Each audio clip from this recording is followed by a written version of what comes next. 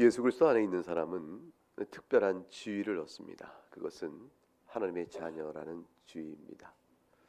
이것은 전혀 우리에게 걸맞지 않는 신분이 허락된 것이기 때문에 믿기가 어려운 것이죠.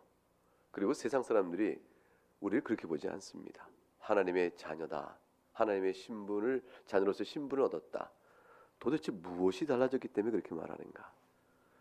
우리가 살아가는 됨됨이와 인격성 안에서 하나님의 감히 하나님의 자녀요, 또 하나님의 백성이요, 이렇게 되어졌다는 신분적 변화를 그들이 인정할 만한 구체적인 증거들을 우리가 잘 들어 그들의 입을 다물게 할 만한 선한 모습들, 그런 것들 우리가 잘 보이지 못합니다. 근데 사람들도 아는 부분이 있는 것이 하나님의 자녀이면 마땅히 거룩할 것이라 이렇게 기대합니다. 하나님의 백성이면 하나님의 뜻이 너희 가운데 이루어질 터인데 너희나 제발 하나님 좀 잘 믿어라. 우리에게 하나님을 전하지 말고. 이렇게 우리에게 돼 손가락질을 할 만큼 그들도 기대하는 수준이 있으니 하나님의 자녀라면 죄에서 먼 자들이요, 그리고 도덕성에서 탁월한 자가 되어야 할 것이다 라는 이제 기대치를 우리에게 요구합니다. 하나님이 어둠이 아니라 빛이시고 하나님이 죄를 심판하신다는 사실을 그들도 영혼 깊은 곳에서 부인할 수 없는 흔적을 갖고 있기 때문입니다. 결국 그런 흔적을 갖고 있는 사실은 자신들이 인정하는 그런 것은 자기들이 하나님 앞에서 하나님을 모른다 할 수 없는, 핑계할 수 없는 그런 자임을 스스로 사실 인정하는 것이죠. 그런데 그 하나님께서 하나님을 핑계할 수 없는 흔적을 주셔서 그들에게 하나님 되심을 나타내고 하나님께 나오도록 하시지만 도리어 그 흔적을 가지고 하나님의 자녀라 일컫는 자들을 손가락질하고 비판하며 정죄하며 따라서 너희를 보건대 하나님은 계시지 않다 라는 식의 잘못된 적용으로 불신앙을 핑계하고 또 합리화하는 데 사용합니다. 그 모든 것들은 마지막 날에 낱낱이 드러날 것입니다. 우리가 비록 우리가 하나님의 자녀로서의 상태적 측면에서 그 됨됨이에서 온전치 못하고 육신의 잔재 가운데 우리가 고달픔과 시달림을 당하고 있는 사람들이지만, 그러나 15절에 보면 우리에게 말씀하시는 위로가 있습니다. 어찌하든지 하나님의 영으로 인도받는 그 증거가 우리 가운데 아주 없는 것이 아니요, 전혀 없는 것이 아니요, 분명히 시작됐기 때문에 하나님의 영으로 인도받는 일이 시작된 사람은 더 이상은 무서워서 심판이 두려워 피할 길을 찾느라 행하는 종의 영이요, 종주의 영에 끌려다니는 사람들이 아니라고 말을 합니다. 그래서 우리는 하나님께 비록 우리가 육신의 잔재에 시달려 연약하다 할지라도 우리 안에 이미 시작하시는 하나님의 선한 일 근거로 세상이 알지 못하는 그 착한 일이 우리에게 시작된 것이죠. 우리가 하나님을 찾습니다. 그리고 하나님 앞에 엎드릴 줄 압니다.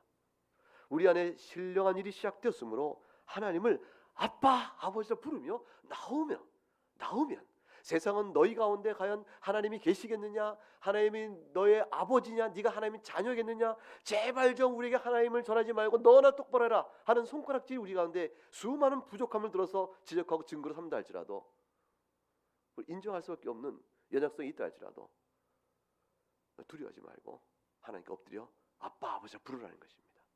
그게 진짜의 특권입니다. 우리가 하나님의 자녀된 것은 우리의 공로나 우리의 선행이나 우리의 됨됨이가 훌륭해져서 그래서 커트라인을 통과하거나 합격점을 이뤘기 때문에 된 것이 결코 아닙니다.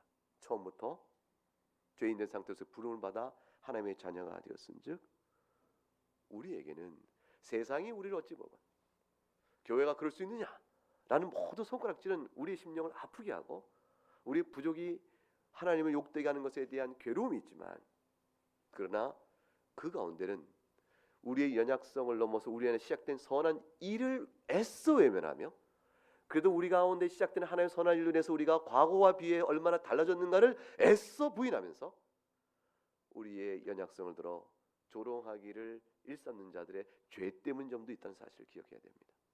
너무 기죽을 필요가 없는 거지. 우린 주 앞에서 엎드릴 따르며 주의 도우심을 구하며 회개할 따름이지만, 회개의 영이 살아있는 한 그건 성령의 역사이고 우리를 향하여 시작한 착한 일의 역사이니 하나님의 영으로 인도받는 뚜렷한 증거가 있는 겁니다. 하나님은 그러한 우리를 향해서 아빠로 서 계세요. 죄인된 우리를 향하여 아빠로 서 계십니다. 그리고 성령이 친히 우리 영과 더불어 우리가 하나님의 자녀인 것을 증언해 주시니 내 마음속에 하나님 앞에 찬송하고 말씀 읽고 기도하는 그때 감사의 순간, 회개 순간에 성령이 우리 영과 더불어 내가 하나님의 자녀다라는 확신을 일깨워 주는 겁니다. 이것은 우리 모두가 사실 경험하는 것입니다. 우리가 말씀 앞에 심령이 떨리기도 하고 말씀 앞에 감사도 있고 때로는 그것이 감정으로 오기도 하고 때로는 깨달음 인식의 이성적 사고의 기쁨으로 다가오기도 합니다. 성경 계속해서 그것을 반복해서 우리에게 말씀합니다. 자, 그러면 하나님의 자녀는 도대체 뭐가 좋은 것이냐? 하나님의 자녀가 되면 하나님의 자녀가 됐다는 게 뭐가 좋으냐? 이 세상에서 더 뭐 많은 것을 소유하고 더 편하게 그렇게 사는 것이냐? 무엇이 좋은가? 이 말은 신학적으로 보면 하나님의 자녀의 특권은 무엇인가? 이렇게 묻는 질문으로 많이 바꿔서 말합니다. 하나님의 자녀가 하나님에서 받는 영적인 은택과 특권 도대체 무엇일까? 그것을 오늘 본문에서만 찾아보면 아주 뚜렷하게 17절에 이렇게 그 답을 줍니다. 17절 말씀을 전반절만 읽어볼까요? 시작. 자녀이면 또한 상속자 곧 하나님의 상속자요 그리스도와 함께한 상속자니 그랬습니다. 하나님의 자녀는 무엇이 좋은가? 예수 그리스도를 믿고 죄를 회개함으로 하나님께서 약속하신 그리스도인에서 베푸시는 죄사함과 의의 영생을 받으시고 하나님의 자녀가 되는 특권을 받으시길 바랍니다. 이 복음의 전도인데 그게 도대체 뭔가? 그게 뭐가 좋은가? 이렇게 물어보면 오늘 본문들은 말씀할 수 있어요. 하나님의 자녀이면 상속자니 곧 하나님의 상속자요 그리스도와 함께한 상속자입니다. 하나님의 상속자는 게 도대체 무엇일까요? 첫 번째 하나님의 상속자가 뭐냐? 두 번째 그리스도와 함께한 상속자는 무엇을 의미하는가? 그걸 아는 게 17절의 전반절의 중요한 의미가 됩니다. 하나님의 상속자라는 건 두 가지 의미를 생각할 수 있습니다. 하나는 상속을 베푸시는 분이 하나님이라는 뜻이에요. 하나님께서 상속해 주신 것, 하나님께서 주시는 것, 하나님께서 우리에게 상속을 받으라고 주시는 것, 그것을 받는 자요. 그러니까 하나님께서 상속해 주신 것을 받는 자요 라는 뜻으로 우리는 하나님의 자녀면 하나님의 상속자요 이렇게 말씀할 수 있습니다. 하나님의 자녀는 하나님께서 우리에게 유업으로 주시는 것, 상속으로 주시는 것을 받을 수 있는 자가 되어집니다. 왜냐하면 하나님 우리 아버지시니까. 그런데 이 말은 또다시 풀어서 하나님 자신이 우리에게 주시는 상속의 유업이 될 수 있습니다. 하나님의 상속자야 그것은 하나님을 상속받는 사람이요 이런 뜻이 되어지는 것이. 이 후자적 의미가 너무나 놀라운 것입니다. 하나님의 자녀가 되면 하나님께 주시는 것을 받을 뿐만 아니라 그 주시는 것이 무엇인가 하면 하나님 자신을 내어주시는 것이에요. 하나님께서 자신을 상속의 물로 상속의 유업으로 자신을 내어주시니 그것을 받는 자가 되어진다. 이것은 첫 번째는 너무 자명한 것인데 성령 하나님 우리 안에 계신다는 사실이에요. 성령 하나님께서 우리 안에 계시니 하나님이 우리 안에 계신 겁니다. 우리가 하나님을 이미 받은 자들입니다. 하나님께서는 그 높은 곳에 계시고 또 가장 낮은 곳에 계시고 무한한 곳에 계시고 가장 한 점에도 계세요. 하나님의 무한성과 그것은 공간의 크기만 있는 것이래요. 공간의 가장 작은 곳에도 있으니 하나님은 공간을 초월해 계신 분이시죠. 시간을 초월하시니 어느 시간대나 있으시되 안 계신 시간이 없으신 것입니다. 시간의 내재성과 초월성은 아주 절묘하게 얽혀져 갑니다. 공간을 초월하신 분은 공간에 내재할 수 없고 공간 안에 없으실 것 같으나 초월하셨으나 어디에나 계심으로 그 초월성을 드러내십니다. 시간을 초월하셨기 때문에 시간 속에 살아가는 우리 인생을 만나지 못하실 것 같으나 그 초월성은 시간 어디에나 계신 분으로 우리에게 다가오십니다. 하나님께서는 그 높으신 분이요 우리 가운데 있을 수가 없는 분이나 우리 안에 같이 계시는 것이에요. 우리가 하나님을 상속으로 받는 자가 되어버린 겁니다. 근데 이 사실은 창세기 15장 1절에 가게 되면 이미 아브라함에게 약속하신 바요 내려주신 복입니다. 창세기 15장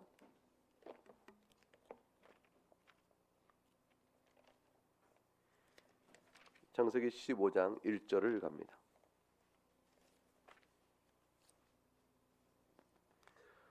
창세기 15장 1절 찾으셨으면 한번 같이 읽어보겠습니다. 이후에 여호와의 말씀이 환상 중에 아브라함에게 임하여 이르시되 아브라함아 두려워하지 말라 나는 네 방패요 너의 지극히 큰 상급이니라. 주님께서 말씀하셨어요. 아브라함에게 내가 너의 방패요 내가 너에게 너의 상이라 그랬어요. 그러니까 아브라함아 네가 세상의 모든 것을 못 가져도 나를 가졌느니라. 그 말씀이시죠. 그래서 주님께서 하나님은 하나님이시고 우리는 피조물인데 우리가 하나님을 갖는다, 하나님을 유업으로 받는다, 하나님을 상속물로 받는다는 말은 범신론적으로 우리가 하나님 된다는 뜻은 아니죠. 그럴 수가 없는 겁니다. 이것은 내가 너의 상급이 너의 방패라는 말 속에는 하나님께 우리 약속하신 하나님만이 주시는 특별한 것을 받는 자가 되어집니다. 그것을 받는 것은 곧 하나님을 받는 것 같으니 그것이 바로 뭐냐면 하나님 나라입니다. 하나님 나라를 우리에게 주시는데 그 하나님 나라는 매우 특별해서 어떤 물건을 주는 것처럼 한계가 있는 어느 물질을 주는 것처럼 이걸 내가 받았다 하나님 나라 이렇게 받는 것이 아니에요. 하나님 나라는 하나님의 말씀이 우리 가운데 이루어지고 내가 하나님과 교통하며 하나님께 엎드려 순종함으로 하나님께서 내 안에 역사하심으로 그렇게 해서 누려지는 것이 하나님 나라입니다. 그러니까 하나님을 상으로 받는 것은 하나님 나라를 받는 것이요.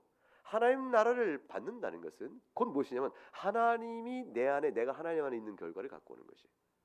그러니까 하나님 나의 하나님이요 너희는 나의 자녀요 내 백성이라 하시는 이 관계가 서로 떨어져 있는 관계를 넘어서서 하나님께서 내 안에 역사하시고 내 마음에 소원을 주시고 나를 다스려 가시는 특별한 관계가 이루어지는 것입니다. 그러니까 하나님을 떠나 하나님께 감추고 하나님을 배반하고 이런 일이 있을 수 없는 관계. 모든 것이 하나님 앞에서 다 열려진 관계. 투명하여 아담이 죄를 진 다음에 숨어서 하나님이 아담아 어디 있냐 하지만 내가 두려워 숨었나이다 할 수 있는 두려움으로 인한 하나님과 우리 사이의 어떤 장벽이 완전히 없어진 것. 그런 관계로 있게 되어집니다. 그래서 하나님이 우리 안을 다 들여다보시나 다 들여다보시는 하나님 앞에 행복할 수 있는 관계로 서 있어요. 그것이 하나님 나라의 완성적 측면에 주는 놀라운 영광입니다. 주 예수 그리스도께서 이 땅에 있을 때 아버지와 아들됨의 하나됨의 특별한 영적 연합이 있으셨습니다. 본래 하나님으로서는 성자 하나님과 성령, 성부, 성자, 성령 하나님은 세 분이시나 완전한 하나님으로서 서로 침투하고 서로 안에 계세요. 성부께서는 성자 안에 계시고 성자께서 성령 안에 계시고 성령 안에 또한 성부가 계시고 성령은 또한 성부, 성자 안에 다 계시고 그래서 서로 이 삼위일체 하나님께서는 서로 안에 그냥 계신 분들이었어요. 그러나 구별된 분이요 신성의 본질에 있어서 하나인 분이었습니다. 그러한 일이 육체 가운데 계시는 성자 하나님께서 하나님 아버지와 영적으로 하나 되는 은혜 가운데 있게 됩니다. 그런 일을 예수 그리스도 말미암아 우리에게도 이루어지시니 우리의 영과 하나님의 영이 하나가 되어져서 그래서 16절에 성령이 친히 우리 영과 더불어 우리가 하나님의 자녀인 것을 증언하신다라고 말씀하시는 것이. 그래서 17절 결국 우리가 하나님을 상속을 받습니다. 그래서 고린도서 15장 50절에 가게 되면 형제들아 내가 이것을 말하노니 혈과 육은 하나님 나라를 이어받을 수 없고 또한 썩는 것은 썩지 않은 것을 유업으로 받지 못하느니라. 그러니까 우리가 받는 것이 무엇인가? 혈과 육으로 받는 것이 아니요 하나님 나라를 받는다라고 말씀합니다. 그럼 하나님 나라에 대한 궁극적인 성취가 도대체 어떻게 이루어지는 것인가? 하나님 나라는 이 땅에서도 이미 누려질 수 있죠. 이 땅에 이미 누려진 것은 영으로 누려집니다. 하나님의 말씀에 성령에 따라 통치를 받음으로 이 땅에서 누려집니다. 그런데 보통은 이렇게 얘기하죠. 하나님 나라는 이 땅에 이미 현재적으로 임하는 것이므로 많은 신자들이 그 같은 하나님 나라를 외면하거나 무시하거나 또는 미처 알지 못한 채 이 땅 살다가 죽어서 가는 저 피한 세계 그 미래에 그곳만을 하나님 나라로 소망 중에 바라니 이 땅의 신자의 삶이 망가진다라고 말하므로 하나님 나라의 현재성에 대한 강조를 많이 합니다. 신학적으로 옳은 것입니다. 그런데 불구하고 잘 생각할 것이 있는 무엇이냐면 이 땅의 육신 가운데 살아가는 잠깐 사는 이 세상 속에서 하나님 나라의 현재성은 앞으로 올 장차별 그 하나님 나라 때문에 주어지는 것이에요. 그래서 현재적으로 임하는 하나님 나라가 미래에 오실 하나님 나라보다 우선적인 것이 아니에요. 주님께서 영원전에 세상을 만드시고 창조 이후 타락해버린 우리들 향하여 다시 새 창조를 이루어 우리에게 영원하신 그 하나님 나라 새 하늘과 새 땅이 이루어질 새 예루살렘, 그것을 이미 하나님의 계획관 두시면서 우리의 구원 역사를 쫙 펼쳐가실 때 이 땅에 살던 모든 성도는 한 가지를 바라보고 살았어요. 그 나라, 주께서 다시 이루실 영광의 나라를 바라보며 그 은혜를 그걸 바라보며 사는 소망이 이 땅에서 그 나라의 비추이며 그것의 반영이요 그것으로서 이 땅에서 하나님 나라를 누리고 사는 것이. 물론 이것은 지금 이 땅에 임한 하나님 나라는 그림자일 뿐 앞으로 오는 하나님 나라가 실체다 이런 것은 아니에요. 왜냐하면 지금 이 땅에 누리는 하나님 나라도 성령의 역사로 인한 실제적인 것입니다. 그러니까 미래는 원형이고 지금은 그 그림자 흔적과 이미지에 산다 이것이 아닙니다. 이것도 실체요 그것도 실체인데 지금 우리가 누리는 하나님 나라는 영적인 하나님 나라요. 그 날에 오게 되면 눈으로 보고 만질 수 있는 하나님 나라가 되어집니다. 그 하나님 나라를 소망지에 바라며 이 땅의 하나님 나라를 영으로 말씀에 따라 현재 안에 누리고 살다가 우리가 죽으면 육체를 떠나 영혼이 주 계신 낙원으로 가서 우리가 부분적으로 다시 올 주의 재림이 이루어질 하나님 나라를 바라보며 사는 그러한 하나님 나라를 다시 누리게 되어집니다.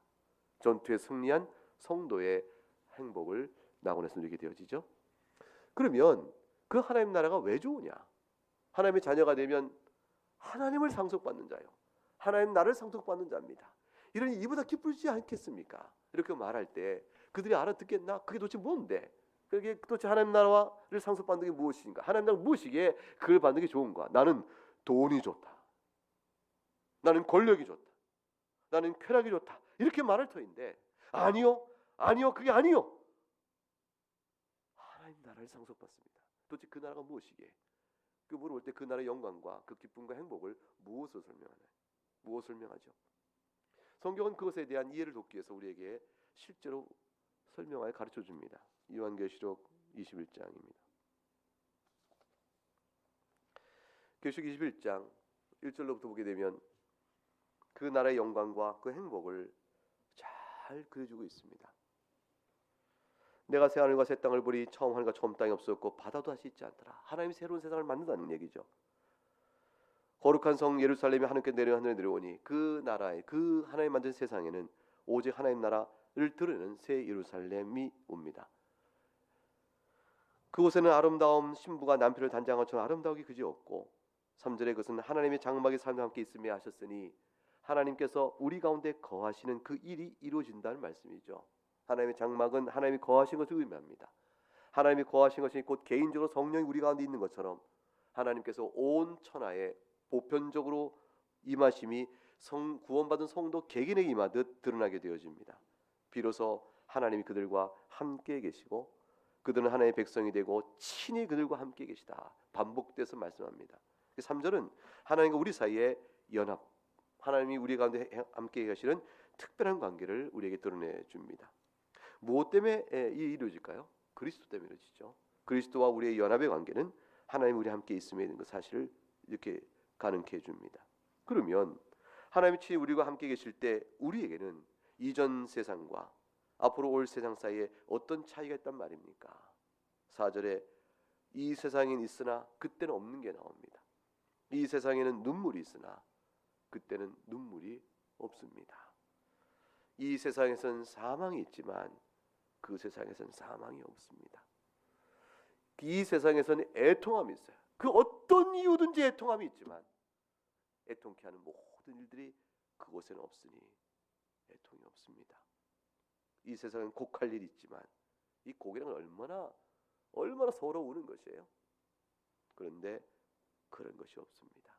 이 세상에는 아픔이 있지만 그것이 육체 아픔이건 영적인 심령의 아픔이건 그것엔 그런 것이 없습니다. 이 모든 것들은 다 죄의 결과입니다. 죄로 인해서 이 땅에 임했던 모든 슬픔과 그 결과들이 다 그때는 없어집니다. 그리고 이것은 다 처음 것들이라고 말합니다. 5절에 내가 만물을 새롭게 했다고 말씀하시죠. 그리고 이 모든 것들을 알파와 오메가 계신 처음과 만유에 계신 하나님께서 이렇게 말씀합니다. 거저 먹으라. 생명수 샘물을 목마른 자니까. 우리가 얼마나 의에 줄이고 얼마나 하나님 나라의 그 안식과 평안을 우리가 간절히 바라요. 이 목마른 자는 사실 4절과 연결해 보면 다른 자가 아니에요. 눈물을 흘림으로 눈물이 없는 세상을 바라는 마음, 사망의 고통 때문에 사망이 없으면 좋겠다. 애통과 곡과 아픈 것 때문에 이런 것이 없으면 좋겠다는 가진 소망으로 주를 바라보는 사람, 그게 목마른 사람이에요. 이게 의에 줄이고 목마른다는데 의라는 것은 매우 추상적 개념이죠. 우리 실존적으로는요 다 이것들이 없는 거예요. 죄로 인한 고통 속에서 하나님이 이것들을 모두 없는 세상이 있기를 바랍니다. 사실 이 탄식은 믿지 않는 사람들 다 갖는 탄식이에요. 사람이 죽으면 이제는 다시 슬픔과 눈물이 없는 좋은 세상 가소서, 그렇게 얘기합니다. 누구나 난 죄의 결과의 아픔을 다 알고 고통을 알기 때문에 이것들이 없는 세상을 바라죠. 근데 바라는데 이 모든 것들 죄의 결과는 사실 아는 사람만이 죄의 문제를 해결함으로 내가 의를 입어 주여 이 모든 것도 나 자유케 하옵소서 이렇게 되어지는데, 세상이 모르는 것은 죄로 인한 심판의 고통을 알지만 이것이 죄의 결과로 온 것이니 죄의 문제를 해결하지 않고는 이걸로부터 구할 바 고통을 면할 길이 없다는 사실을 모르는 것이에요. 목마른 자는 그걸 아는 사람들입니다. 내가 이사에 겪는 모든 이 슬픔과 아픔이 죄의 결과니 주여 나를 죄의 심판으로부터 명케 주시사 나를 의롭게 하옵소서. 그래서 목말라는 것이죠. 이 목마름은 예수 그리스도 안에서 이루어지고 예수 그리스도 주어지는 의는 생명수 샘물인데 그것은 값없이 받는 것입니다. 아주 값없이 받는 겁니다. 7절에 다시 반복돼 나갑니다. 나는 그의 하나님이 되리라. 그는 내 아들이 되리라. 내 아들이라는 말이 얼마나 놀라워요. 이거 아빠 아버지의 관계예요. 오직 예수 그리스도만이 하나님은 아버지요 이렇게 불렀고 너는 사랑한 내 아들이라 일컬었던 이 관계가 우리가 그대로 적용되는 겁니다. 양자됨의 큰 영광을 얻으니 이것이 하나님의 자녀의 특권입니다. 그렇지 못한 사람들은 누구일까요? 하나님의 자녀가 아닌 사람들은 하나님을 두려워하고 세상을 두려워하는 사람이에요. 그리고 하나님을 믿지 않는 사람들, 흉악과 살인과 음행과 점술과 우상숭배, 거짓말을 일상으로 품고 살아가는 사람들, 이런 사람들은 불과 영으로 타는 못에 던져집니다. 그러니 하나님의 자녀가 된다는 것이 얼마나 복된 것입니까? 마지막 날에 이 심판을 면케 되어지고 말할 수 없는 영광 가운데 들어가는데 이것이 어찌 구할 바가 아니겠으며 어찌 감사할 일이 아니겠습니까? 그것은 어떻게 이루어지는 것이요? 나도 그것 좀 받읍시다 라고 말하면 그 답은 뭐냐면 하나님의 자녀가 되면 얻는 두 번째 특권이에요. 그것이 뭐냐면 17절에 그리스도와 함께한 상속자라는 사실에서 그리스도와 함께한다는 말의 의미는 이 상속을 받는 방편과 길이 그리스도로 말미암아 주어진다는 사실을 암시하고, 두 번째는 그리스도께서 주시는 것이므로 안전하며 확실하다는 사실을 말해줍니다. 첫 번째는 예수 그리스도가 아니면 이 일 불가능한 일이에요. 그래서 그리스도와 함께한 상징은 그리스도께서 그리스도를 말미암아 받는 상속자다라는 사실을 암시하고, 그렇기 때문에 견고하고 영원토록 확실한 것입니다. 히브리서 1장을 가보게 되면 열어보시죠. 히브리서 1장.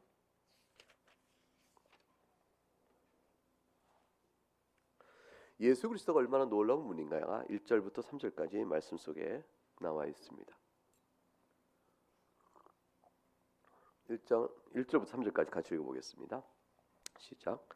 옛적의 선지자들 통하여 여러 부분과 여러 모양으로 우리 조상들에게 말씀하신 하나님이 이 모든 날 마지막에는 아들을 통하여 우리에게 말씀하셨으니 이 아들을 만유의 상속자로 세우시고 또 그로 말미암아 모든 세계를 지으셨느니라. 이는 하나님의 영광의 광채시요 그 본체의 형상이시라. 그의 능력의 말씀으로 만물을 붙드시며 죄를 정결케 하시는 일을 하시고 높은 곳에 계신 지극히 크신 이의 우편에 앉으셨느니라. 이 말씀은 읽어가면서 알듯하지만 사실은 신비로움이 담겨 있습니다. 하나님께서 선지자를 통해서 여러분과 여러 모양으로 우리 중에 말씀하셨습니다. 왜냐하면 알게 하시려고요. 하나님께서 타락한 이후에 우리를 구원하시기 위해서 그의 자녀들에게 알게 하시기 위하여 이렇게 계시를 하셨습니다. 이 알게 하시기 위하여 하신 이 모든 일이 뭐냐면 예수 그리스도, 하나님의 아들 예수 그리스도에 관한 일입니다. 이 모든 마지막에 아들을 통하여 우리에게 말씀하셨으니, 그래서 아들을 통하여 말씀하셨으니 이제는 아들에 관한 말씀이 아니요 아들이 친히 오셔서 자신을 얘기하시는 일이 이루어졌다. 성육신을 전제하고 하신 말씀입니다. 이 아들을 만유의 상속자로 세웠다 그랬습니다. 온 만유가 다 그의 것이 되게끔 하셨다고 되어 있는데, 그러면 그 다음 말씀이 좀 신비하죠. 이 만유의 상속자로 세우셨는데 그 만유가 사실은 그로 말미암아 만들어진 것이라 이렇게 말합니다. 그러니까 이 온 만유가, 온 우주가 그로 말미암아 만드신 것인데, 그럼 당연히 만드신 그분의 것일 터인데 그를, 이 만유를 받을 자로 그를 세웠다 되어 있으니 여기에는 묘한 신분적인 변화가 생기는 겁니다. 만드신 이가 어째요? 그걸 누구에게 받는가? 만들었으면 본래 자기 것인데, 그래서 아들을 통하여 우리에게 말씀하셨다는 사실 주는 충격 있죠. 아니, 그분이 직접 오셔서 말씀하셨다. 근데 그를 만유의 상속으로 삼으셨다. 그럼 받는 분이신가? 근데 그로 말미암아 그분이 만물을 만드셨다고? 그럼 그가 창조주 아닌가? 사람으로 오신 그분과 본래 하나님이신 분의 그 신분적 정체성에 두 가지가 신비하게 언급돼 갑니다. 그건 예수 그리스도의 신성을 고백하고 믿지 아니하면 도무지 알 수 없는 말씀들이죠. 3절에 가게 되면 이는 하나님의 영광의 광채시요 하나님의 영광이 그를 통해 다 나타나며 그 본체 형상이시니 하나님이 어떤 분인가에 대한 신성을 그대로 가지신 분이라는 뜻이에요. 한 본체 형상이라는 것은 하나님이 어떤 분인가에 대한 그 틀, 우리로서는 말하기 어려운 표현이죠. 하나님의 본질, 그것을 그대로 나타내는 분이시라. 하나님이라는 뜻입니다. 그의 능력의 말씀으로 만물을 붙드시고 그는 만드셨을 뿐 아니라 이 만물을 보존하시는 분입니다. 그리고 다스리시는 분이라는 뜻이죠. 그런데 그분께서 죄를 정결한 일을 하셨다고 되어 있습니다. 죄를 정결케 하는 일은 하나님께서 죄가 있는데 공의 하나님이 그냥 죄 없는 걸로 치자, 이래서 될 수 있는 일이 아닙니다. 하나님께서 우리에게 계시하셨던 그의 율법적 뜻은 죄는 반드시 값을 치르는데 그것은 사망으로 선언하셨어요. 그렇기 때문에 죄를 정결하는 일을 하신다는 것은 죄값을 치르는 일이 있어야 한다는 사실을 전제로 하고, 죄값을 치르는 일은 오직 딱 한 가지, 하나님이신 그분이 사람이 되셔야 하는 일이므로 죄를 정결하셨다는 말 속에는 다시 신비로움이 들어갑니다. 어떻게 이것을 하셨단 말인가? 그것은 만유의 상속자로 세우시고라는 말과 바로 이어져 갑니다. 높은 곳에 계신 지극히 크신 우편에 졌다는 말은 본래 하나님이신 그분이라면 우편이 아니라 그분 자신이에요. 그 높으신 곳에 계신 크신 이, 그것이 그분 자신일 수밖에 없는 것이에요. 그런데 우편에 졌다고 말합니다. 구별되었죠? 구별되었음으로 인해서 낮아졌다가 다시 높아진 것을 의미합니다. 어떻게 그럴 수 있죠? 성육하신 일이 없으면 안 되는 것이에요.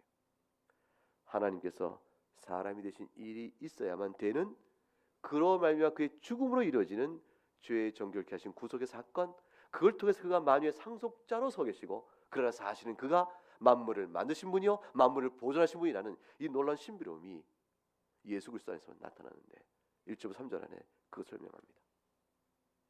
예수 그리스도 말미암아 피로서 이 나라를 받습니다. 이분이 주시는 하나님이요 그분과 함께 받는 상속의 재산이기 때문에 결코 예수 그리스도 안에 있는 자가 이 상속을 받지 못한 일은 없습니다. 경고가 확실한 보증입니다. 히브리서 2장을 가게 되면 6절부터 18절 말씀에 이 말씀이 신비롭게 계속 이어져 갑니다. 그러나 누구인가가 어디에서 증언하여 이르되 사람이 무엇이기에 주께서 그를 생각하시며 인자가 무엇이기에 주께서 그를 돌보시나이까. 시편 8편을 인용하고 있죠. 근데 여기서 인자는 누굴 가리킵니까? 그래서 사람인 것 같은데 이 인자는 그 다음 보면 7절에 잠시 동안 천사보다 못하게 하시며 영광과 존귀로 관을 씌우시며 만물을 그 발 아래 복종하게 하셨느니라. 누굴 가리키냐면 예수 그리스도예요.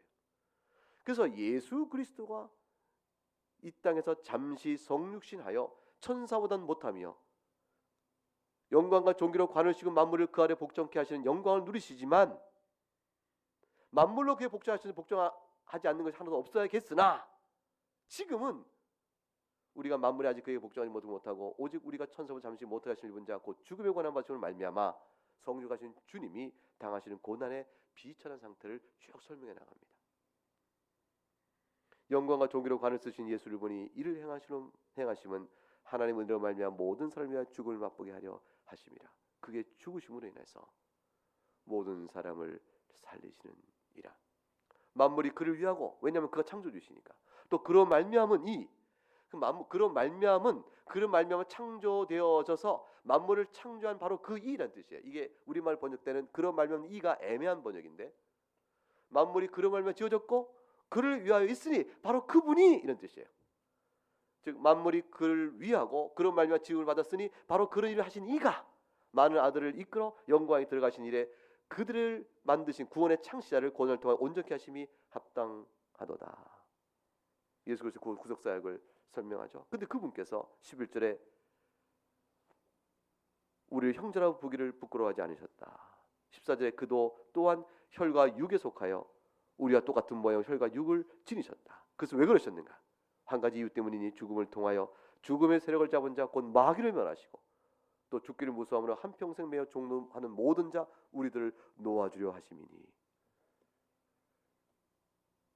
17절 그가 범사의 형제들과 같이 되셔서 하나님의 자비하고 신실한 대제사장이 되어 백성의 죄를 속량하려 하심이니라. 18절 같이 읽어봅니다. 그가 시험을 받아 고난을 당하셨은즉 시험 받는 자를 능히 도우실 수 있느니라. 이 은혜를 입어서 우리가 그리스도와 함께 상속됐자라는 뜻을 포괄합니다. 우리가 하나님의 상속자다. 하나님께 주시는 것을 하나님 자신을 받는 자들이다. 이 하나님 나라를 받는 자들이라. 이 영광된 하나님의 자녀의 지위, 특권. 근데 이것의 완벽성과 보증은 그걸 받는 근거는 그리스도를 말미암아 되어지는 것이요. 그리고 또 그것의 확실성은 그리스도를 말미암아 주어지는 것이니 이 약속은 결코 취소됨이 없고 변개됨이 없는 겁니다. 그런데 이것이 하나님 자녀의 특권입니다. 그런데 하나님 자녀됨의 특권은 다시 또 이어지는 세상이 이해하지 못한 또 다른 특권으로 이어져 갑니다. 세 번째입니다. 세 번째는 로마서 8장 17절에 하반절에 나옵니다. 로마서 8장 10절의 하반절. 자녀면 또한 상속자 곧 하나님의 상속자의 그리스도 함께 상속자니. 그 다음부터 같이 읽어봅니다. 우리가 그와 함께 영광을 받게 하여 고난도 함께 받아야 할 것이냐. 하나님의 자녀에게는 이 세상 사는 동안에 고난받는 특권이 주어집니다. 세상에 고난받는 게 무슨 특권인가? 그건 멍해지. 근데 하나님 자녀에게는 이 세상 고난받는 게 특권으로 다가옵니다. 왜냐하면 하나님이 다 아시는 일이에요. 그 특권, 그 고난 속에 신앙의 연단과 하나님 나라에 대한 간절한 소망과 목마름으로 살아가는 그 성도의 삶 속에서 하나님께서 다 불러 마지막 날에 영원한 상으로 갚아주실 것으로 약속되어 있기 때문에 이것은 특권인 것이에요.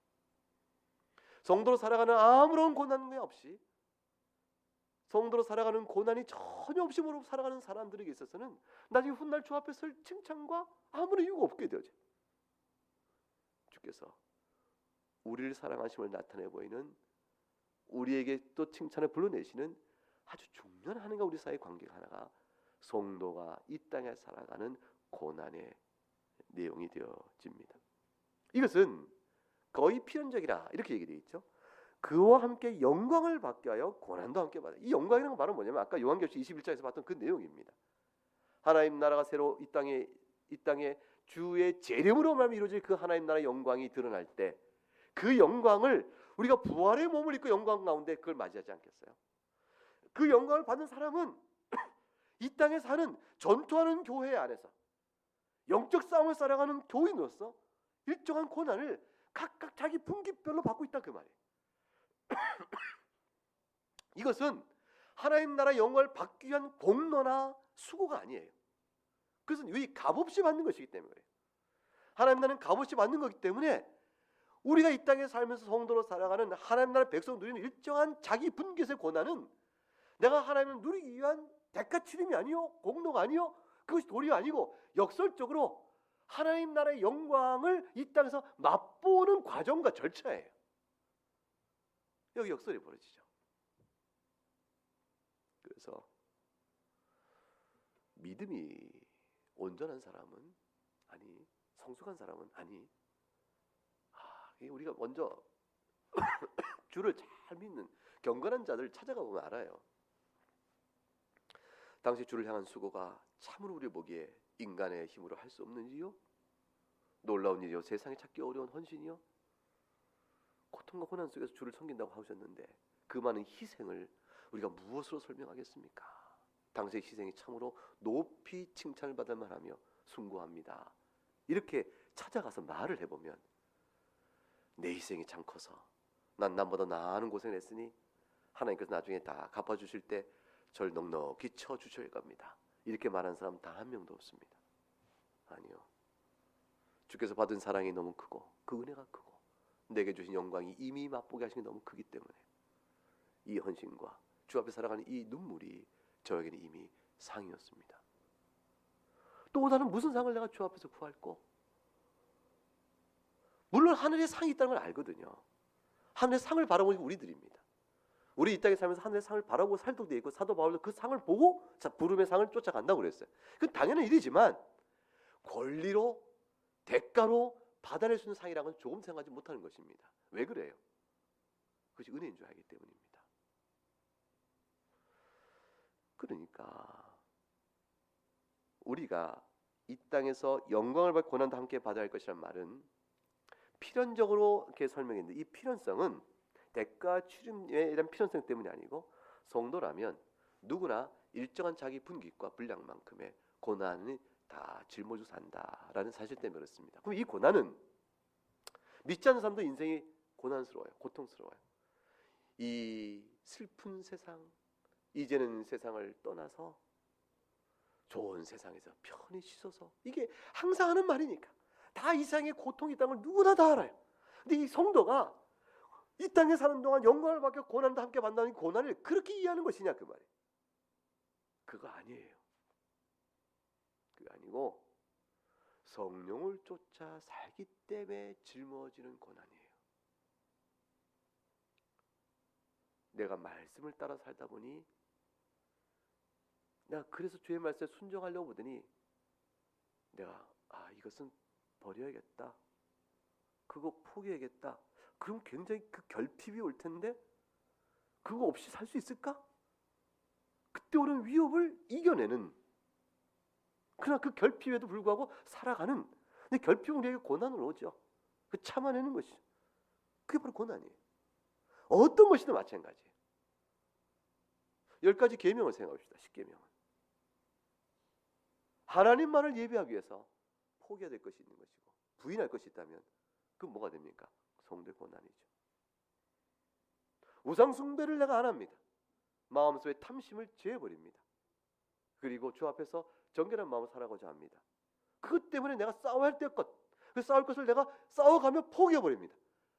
근데 그것이 죄를 끊는 일이야 말할 것 없지만 내가 이 세상에 일신의 안락과 평강과 편안함을 포기될 때가 된다면 그것도 고난입니다.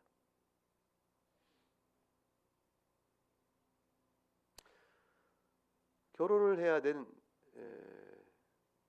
많은 청년들이 남자는 희귀하고 자매들은 흔하니 예수 교회 안에서 자녀들의 큰 어려움이 있죠. 가끔씩 묻습니다. 안 믿는 사람하고 혼인을 해도 되겠습니까? 답은 분명합니다. 안 믿는 사람과 혼인하여 당하는 영적 고난이 있다.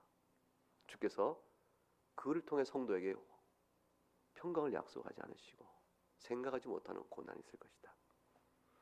근데 혼인하지 않고 혼자 지내는 것도 그것이 은사를 받아 소명에 있어서 혼자 사는 것이라면 모를까? 아니라면 그것도 예수 믿지 않는 내가 남편을 택하지 않겠다라는 그 고난을 감수해야 되는 것이다. 어느 쪽도 다 고난이 있다. 그 고난의 길 속에서 선택을 본인이 하게 되는 것이라. 이게 제 대답이에요. 해도 되냐 안 해도 되냐의 말로 답하지 않습니다. 왜냐하면 이 세상과 이 나라 안에서 숱한 삶 속에서 벌어지는 다양한 인생의 선택 속에서 주님께서는 그때그때 인도하실 것이기 때문에 우리에게 당위적으로 가르치는 모든 가르침이 현실에 바로 적용될 수는 없기 때문에 그리하여 고난과 연단의 삶 속에서 이제 주 앞에 기도하며 구하게 될 것이라 하는 것이죠. 어떤 것들이 고난이 있습니다. 우리에게는 아픔이 있고 눈물이 있고 고난이 있습니다. 이것은 매사 사는 삶 속에 다 부딪히는 일이에요. 크고 작은 모든 일 속에 다 부딪히는 일들입니다. 사람과 사람과의 관계 안에도 부딪히는 일이에요. 내가 참아낼 수 없는 사람과의 관계가 있어요. 인격적인 상처가 다가와요. 용납을 할 수가 없어요. 그 용납하고 참아냅니다. 고난이죠. 왜? 예수님 때문에. 그리스도 하나님의 자녀이면 훗날 받을 영광 때문에 고난도 함께 받는 일이 벌어지는 겁니다. 그렇지 않으면 주를 따라갈 수 없는 것이죠. 결국은 성도가 받는 영광을 함께 받기 위하여 고난도 함께 받는 것은 다른 게 아니고 그리스도를 본받아 그의 길을 따라가는 것뿐이에요. 성도의 본래적 부름의 상을 쫓아가면서 주님께서 온유하게 그 길을 가셨으면 우리도 그 길을 가는 것이죠. 그래서 빌립보서 1장을 열어볼까요? 이 말을 풀이하면 이것입니다. 빌립보서 1장 27절과 부터 30절까지 말씀입니다. 20절부터 30절까지 우리 한번 같이 한 목소리 읽겠습니다. 시작. 오직 너희는 그리스도의 복음에 합당하게 생활하라. 이는 내가 너희에게 가보나 떠나 있으나 너희가 한 마음으로 서서 한 뜻으로 복음의 신앙을 위하여 협력하는 것과 무슨 일이든지 대적하는 자들 때문에 두려워하지 아니하는 이 일을 듣고자 함이라. 이것이 그들에게는 멸망의 증거요 너희에게는 구원의 증거니 이는 하나님께로부터 난 것이야. 그리스도를 위하여 너희에게 은혜를 주신 것은 다만 그를 믿을 뿐 아니라 또한 그를 위하여 고난도 받게 하려 하심이라. 너희에게도 그와 같은 싸움이 있으니 너희가 내 안에서 본 바요 이제도 내 안에서 듣는 바니라. 결국 29절에 다만 그를 믿을 뿐 아니라 또한 그를 위해 고난도 받게 하시려고 너에게 은혜를 주신 것이라. 이 영광이죠.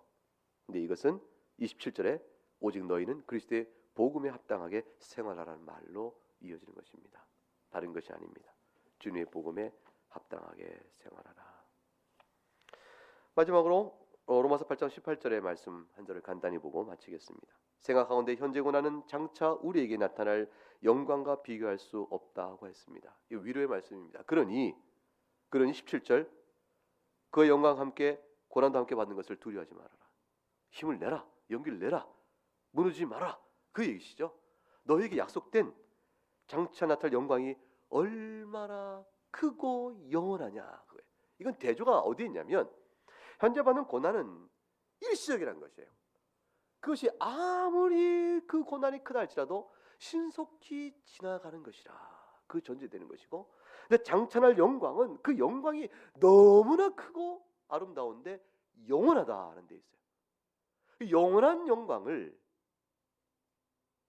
신속히 지나갈 그 고난 때문에 놓치는 자가 되어서는 안 될 것이라.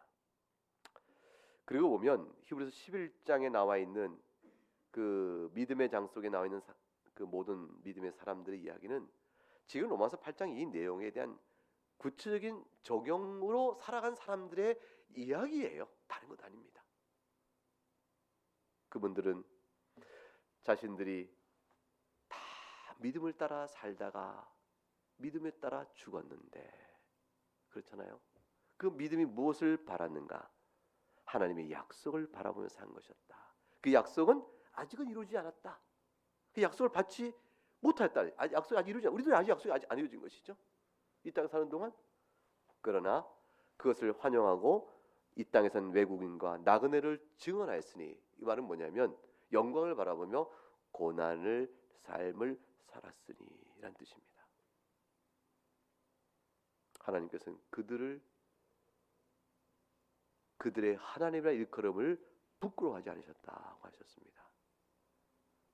예수 그리스도 안에서 우리와 한 형제됨에 대한 은혜를 그리스도의 중보자적 재상적으로 말미암아 우리의 아버지이신 하나님은 우리를 지금 보시는 겁니다.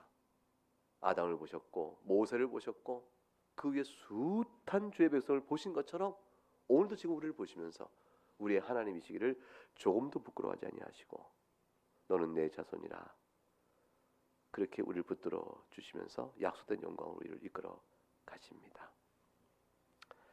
이제 우리에게는 분명하죠. 지금까지 여러분 신앙생활 속에서 이 하나님께서 지금 여러분의 고백 가운데 이렇게 행해 오신 것입니다. 누가 예수 그리스도 안 있는 사람들에게 하나님 믿고 장수한 것이 복이라고 얘기하겠어요? 그렇게 얘기 안 합니다. 삶의 질로 얘기하지 하나님과의 관계성에서 비추지 하나님 우리에게 주시는 성도의 행복이라는 것은 하나님과 관계성 안에서 해석되는 것이지 이 세상 것 그 자체로 복이라고 말하는 것은 성경에 없습니다. 그건 다 세상이 구하는 것들이에요. 그 자체로 복되는 것이 있다면 욕심으로 구하면 그 자체가 복이 될까요? 아닌 것입니다. 하나님과 관계성에서 그것이 어떻게 나에게 다가오는가에 따라서 달라지는 것입니다. 모든 성도들은 하나님의 자녀들은 다 그것을 믿고 그렇게 그 영광을 바라보며 고난도 또한 인내로 감당하며 살아온 것입니다. 우리 여러분의 삶이 이미 그렇게 되셨고 앞으로 삶도 그러할 줄로 압니다. 복된 성도의 행복이 그로 인해서 여러분 가운데 충만할 수 있기를 주의 이름으로 축복합니다. 함께 찬송하겠습니다.